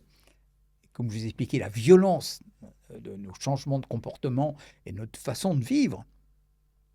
Le génome va certainement s'adapter, mais là, il va falloir demander quand même quelques centaines d'années avant que notre génome s'adapte à cette nouvelle. Hein. Les dinosaures sont morts, hein, vous voyez ce que je veux dire. Il y a toujours quelque chose. On voit bien que les animaux... nous, on n'a plus les oreilles qui bougent pour entendre le bruit qui arrive, hein, mais on a quand même toujours le muscle mais qui s'est atrophié, donc on ne bouge plus les oreilles. Mais c'est ça l'homme. Avant qu'on s'adapte à ce nouveau monde, il va falloir beaucoup de temps, et je crois qu'on va devoir, par force individuelle, par force micro-collective de la famille, l'éducation nationale, mais surtout le politique, prendre des décisions, mais des bonnes décisions. Pour que les décisions soient bonnes, il faut qu'elles soient beaucoup validées au niveau scientifique, médical, sociétal, sociologique, plein d'éléments comme ça. Mais j'insiste encore sur ce que je vous ai dit sur l'arrêt du tabac dans les boîtes de nuit, ainsi de suite, et reprenez tout ce que vous voyez, ce qui a été fait à l'époque, c'était ça. Ça allait être un cataclysme. C'était terminé. Plus de restaurants, plus de boîtes de nuit. Et puis, regardez, je sais pas, moi je me balade dans Paris, les commerces qui se portent le mieux, ça me semble être les restaurants quand même. Puisqu'on voit beaucoup de portes de fermées, mais les restaurants, ils se portent toujours bien. Alors qu'on nous avait annoncé avec les lois E20, un cataclysme. Et on voit aussi avec le téléphone, maintenant qu'on commence à parler d'interdiction du téléphone pour les jeunes, etc., on entend beaucoup dire c'est impossible, ça va être comment ils vont faire, etc. Mais en fait, je pense qu'il y a un changement de mentalité. C'est faisable. En fait, plus on va de l'avant, plus on prend des risques. D'accord avec moi? C'est-à-dire que si on vous dit de rouler à 90 km/h et que vous roulez à 110, vous prenez un risque. Bon, là, on va de l'avant au niveau numérique avec l'intelligence artificielle qui va nous donner un océan de temps libre. Et ce temps libre, là, jusqu'à preuve du contraire, ça va être pour rester encore plus sédentaire. Donc, comme ça, moi, brutalement, ça me fait peur. Mais tout le monde réagit quand même. Bon, vous voyez très bien les profs, nous, on voit bien... Le jour, on jugeait une thèse de médecine et je me disais, les discussions, elles ne me semblaient pas écrites de la même façon qu'avant. Et je me dis qu'il y a dû y avoir beaucoup d'intelligence artificielle dans la rédaction. Mais ça nous fait avancer quand même. Ça nous fait avancer, te dire comment il va falloir qu'on fasse pour, quand on est directeur d'une thèse, d'un étudiant, mais quand on est professeur, que ceci, cela, comment faire que, oui, on utilise le produit, mais on fasse aussi que on forme bien ce médecin, pour ce qui est mon cas, ou voilà. Il va falloir utiliser tout ça pour ne pas se retrouver avec trop de risques et avec trop d'effets secondaires par rapport à une nouvelle technologie. Mais j'accepte cette nouvelle technologie, mais il va falloir qu'on l'adapte et pas que ça soit cette vague qui nous arrive, là, qui nous écrase. Donc, voilà, il faut s'adapter. Mais le problème, c'est la rapidité à laquelle ça nous arrive et on n'est pas assez rapide pour s'adapter à la même vitesse, quoi. C'est ça qui est inquiétant. Donc si on résume, il faut laisser le temps en soi, accepter le fait que c'est une nouvelle vague technologique, que le smartphone a pris de plus en plus de place dans notre quotidien, en évaluer les impacts, conscientiser tout ça, et puis essayer de... Enfin, le temps va bien faire les choses, mais essayer aussi de participer à ça en éduquant dans un premier temps et en prenant aussi le problème pour soi, en reconnaissant potentiellement ses vices et en y adoptant des solutions dans son quotidien. Voilà, c'est-à-dire que moi... Il faut vivre. Voilà, il faut vivre, il faut balayer devant sa porte, hein, ça c'est clair. Il faut, voilà, c'est-à-dire qu'il n'y a pas de... Je vais être pris en traite de partout. Je reviens à mon histoire d'ascenseur, c'est-à-dire voilà, je vais être pris en traite de partout. Ce téléphone, une notification, un truc, un machin, il veut vivre avec moi. Et moi, j'aime bien qu'il soit là. Je vous ai dit tout à l'heure, quand même, mes photos, il y a plein de choses qui sont de mon intime. On a le même téléphone tous les deux, mais on a acheté le même produit. Mais le bout, comparé votre smartphone au mien, ça n'a rien à voir. Je personnalise cet outil-là. Et je l'ai personnalisé, moi. Mes lunettes ici, elles ont été personnalisées par l'ophtalmo, et puis l'opticien, le truc, les machins, et puis à côté, les rondes, les bleus, voilà, j'ai donné un petit peu mon avis. Mais là, je l'ai totalement personnalisé. C'est moi. C'est une partie de moi. Et un politique dirait que je ne peux pas avoir ça. Mais c'est moi. Vous n'allez pas m'amputer de mon smartphone. C'est pour ça que je suis contre ça, donc contre... mais voilà, quand ma voiture commence à accélérer alors que je lui ai rien demandé et qu'en plus les essuie-glaces tombent en panne et puis que ça va être la nuit et puis qu'il fait froid, qu'il va y avoir du verglas, voilà, il faut que j'arrive à intégrer tous ces éléments-là pour avoir une conduite qui soit adaptée par rapport à cet nouvel environnement. Donc on sait qu'on va être soumis à ce téléphone dans notre quotidien encore pour longtemps. Donc à chaque fois que potentiellement on aurait cette envie de le consulter ou autre, ou qu'on sait qu'on va potentiellement y faire une mauvaise action avec, on se dit ok, là je vais gagner ma petite bataille et à force de gagner des petites batailles, voilà. Sur le long terme ça va bien faire les choses. C'est pour ça que j'aime bien le coup des 3 heures. C'est simple, je commence par ça. Et après dans ces 3 heures-là, faites ce que vous voulez. Après, voilà, je dis aux gens, si vous voulez regarder des trucs complètement... Parce que des trucs complètement idiots... Je ne vais pas vous raconter ma vie, mais quand je regarde du foot, ma femme trouve que c'est complètement idiot que des mecs courent après un ballon. Et alors, mais oui, c'est peut-être idiot, une fille comme ça. Mais j'adore ça, quoi. J'adore ça, regarder le foot. Qu'est-ce que vous voulez que je vous dise, moi. Alors, si vous regardez sur votre smartphone des trucs et des machins, qu'est-ce que je vais juger? Non. Alors, chez les enfants, c'est du divertissement. Hein. C'est peut-être le format du divertissement a changé, mais bon... Oui. Alors, je vous dis, c'est ça, le côté de cerveau non abouti, comme on dit, il faut se méfier en formation. Ouais. Et du coup, si tu avais un message ou une phrase à faire passer à la génération qui arrive, ce serait quoi? Est-ce que tu gardes ton slogan? Est-ce que tu avais une autre phrase importante qui te tenait à cœur que tu voulais formuler? Non, je crois que d'emblée, il faut... C'est dur une phrase. C'est dur parce que... Pourquoi c'est dur? Parce que l'avantage qu'on a, nous médecins, moi j'ai fait un petit peu de médecine générale, et alors les médecines générales, on fait de la visite et on rentre chez les gens. Et on voit comment fonctionnent les gens. Alors des fois, je ne peux pas dire des malais sociologues, ainsi de suite, mais qui écrivent des grands articles, mais demandez aux médecins généralistes de campagne, de ville, qui vous racontent leur vie de 30 ans, qui sont rentrés chez les gens, qui ont vu comment... Alors, eux, ils vont vous apprendre ce que c'est que la vie. Et, donc, quand j'étais jeune médecin, en placement, j'étais surpris déjà. Moi, je n'avais pas la télé. J'étais interne, je n'avais pas les moyens de me payer, d'acheter une télé. Je rentrais chez les gens, pourtant de niveau économique qui me semblait assez faible et défavorisé. Je rentrais, il y avait une télé. Allez voir le petit qui est dans sa chambre, et le petit dans sa chambre avait aussi une télé. Et moi, je me frottais les yeux, mais je me disais, mais c'est pas la vie, ça. Mais c'est quoi ce travail-là? Et déjà, je me dis, mais c'est quoi ça? Et moi, j'étais resté sur mes parents qui ont une télé avec le fameux carré blanc et tout. Enfin, bref, un objet. Et déjà, on apprend la vie, là. On se dit, alors cela, c'est vrai que...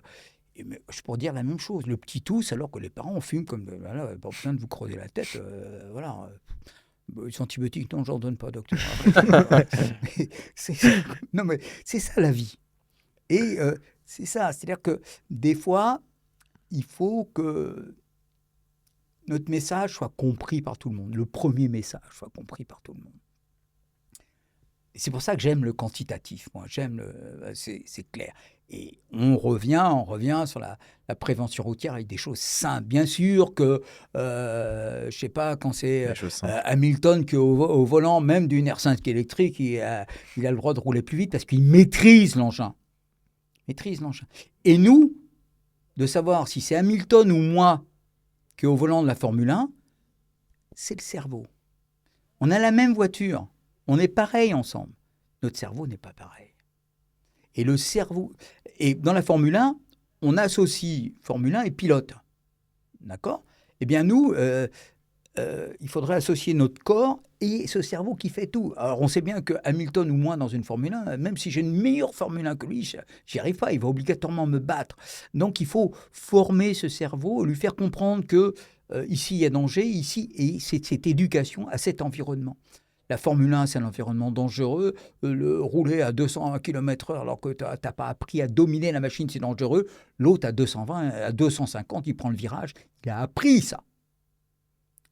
On revient à notre truc initial, le sport de haut niveau et l'environnement, mais ça revient à ça.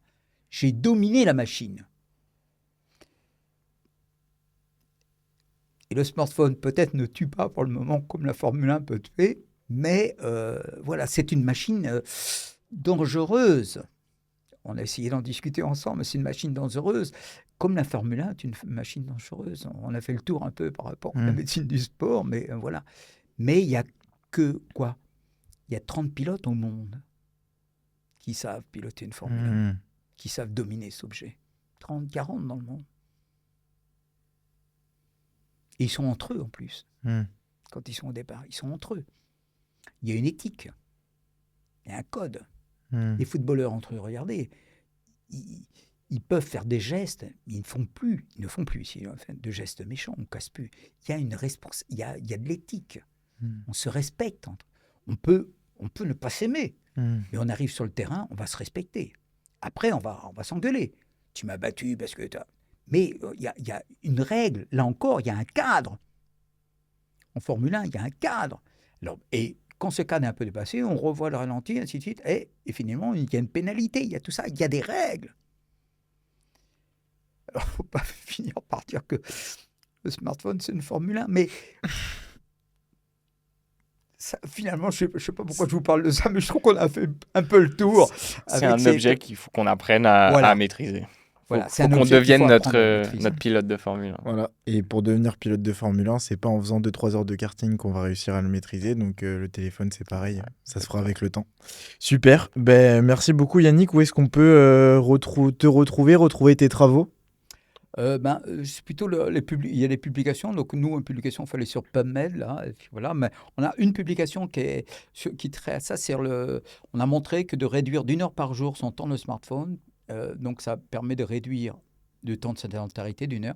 Et les gens, pendant ce temps-là, marchent plus. Donc 750 pas en plus. Oui. J'avais vu. Oui. Donc, on attaque, réduire d'1 heure par jour son temps dans le smartphone.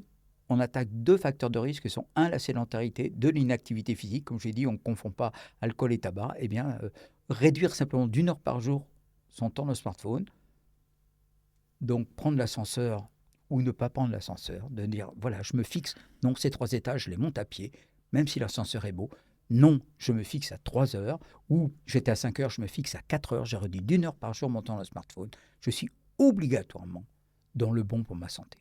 Je pense que c'est une belle phrase Ce pour sera finir. le beau mot de la fin. Merci beaucoup, Yannick. Merci. Merci beaucoup. Merci. Merci.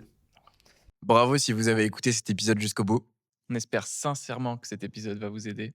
Vous connaissez sûrement un ami, un collègue ou même un voisin qui aurait besoin de quelques solutions. Alors n'hésitez pas à lui partager cet épisode. Parce que parfois, une simple prise de conscience peut tout changer. Vous pouvez nous retrouver sur les réseaux avec Season, l'application pour vous aider à sortir du scroll. Et DigiDetox pour des actions de sensibilisation au numérique en présentiel. On vous met toutes les infos en description de l'épisode. Pour échanger ou nous faire un retour, contactez-nous par mail à l'adresse scrolletu@gmail.com. Et n'hésitez pas à nous recommander quelqu'un que vous aimeriez retrouver dans un prochain épisode. On se dit à très vite. C'était Valentin et Lucas dans Scrolletu.